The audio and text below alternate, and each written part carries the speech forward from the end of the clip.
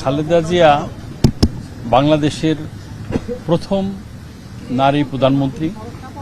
আমি সর্বাগ্রে তার আত্মার মাগফিরাত কামনা করি। আল্লাহ তাআলা তাকে জান্নাতবাসী করুক, আমিন আমিন।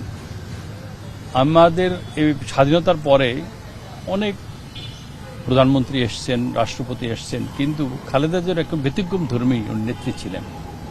ওনার ভিতরে কোনো হিংসা ছিল না।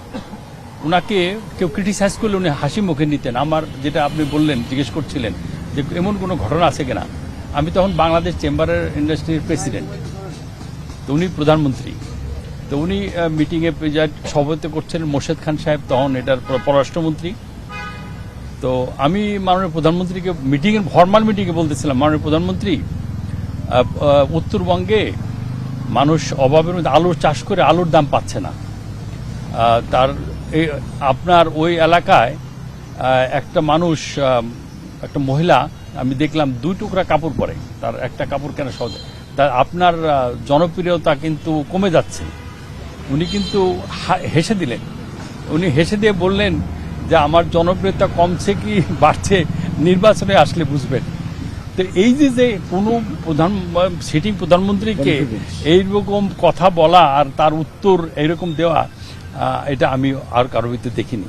তো সবসময় আমরা যে কোনো ব্যাপারে, আমরা শিল্প কারখানার ব্যাপারে গিয়েছি, গ্যাসের ব্যাপারে গিয়েছি, উনি কিন্তু সাথে সাথে উনি ডিসিশন দিয়ে দিয়েছেন। এটা ছিল ওনার একটা বিরাট গুণ। এবং আমরা কখনো ওনার কাছে অ্যাপয়েন্টমেন্ট পাইনি এরকম নাই। বিভিন্ন হরতাল, উনি যখন বিরোধী দলে ছিলেন, যখন গেছি ওনার সাথে উনি আমাদেরকে ওই পরামর্শই দিতেন। আর উনি যখন প্রধানমন্ত্রী ছিলেন, আমাদের শিল্প কারখানার কিভাবে হতে পারে, কিভাবে কর্মসংস্থান হতে পারে, এবং উনি প্রথম প্রধানমন্ত্রী যিনি ভ্যাট ইম্পোজ করলেন। আজকে দেখছেন জাতীয় রাজস্ব আয়ের প্রধান উৎসই হচ্ছে কিন্তু ভ্যাট, যেটা উনি করেছিলেন। আর উনি সবসময় অন্যের কাছ থেকে শুনতেন, তারপরে ডিসিশন উনি দিতেন। এটা ছিল ওনার অনেক বড় গুণ, অনেক ধৈর্য। আর সবচেয়ে বড় কথা হলো যে উনি প্রতিহিংসা পরায়ণ ছিল না। যারা ওনাকে শাস্তি দিয়েছে, যারা ওনাকে কষ্ট দিয়েছে, ওনার মুখ দিয়ে কিন্তু কখনো ওই ধরনের কটু বাক্য কখনো উনি প্রকাশ করলেন। এই কারণেই উনি জীবনে, কালকে আমরা দেখলাম যে লাখো লাখো মানুষ যারা কিভাবে তারা ভালোবাসে তাকে, বিভিন্ন জেলার থেকে ছুটে এসছে, বৃদ্ধ ছুটে আসছে, পঙ্গু লোক ছুটে আসছে তাকে ভালোবাসা জানানোর জন্য। তারা কিন্তু তারা কোনো দলের লোক না, তারা সাধারণ মানুষ। উনি মানুষের অন্তরে গেঁথে আছেন।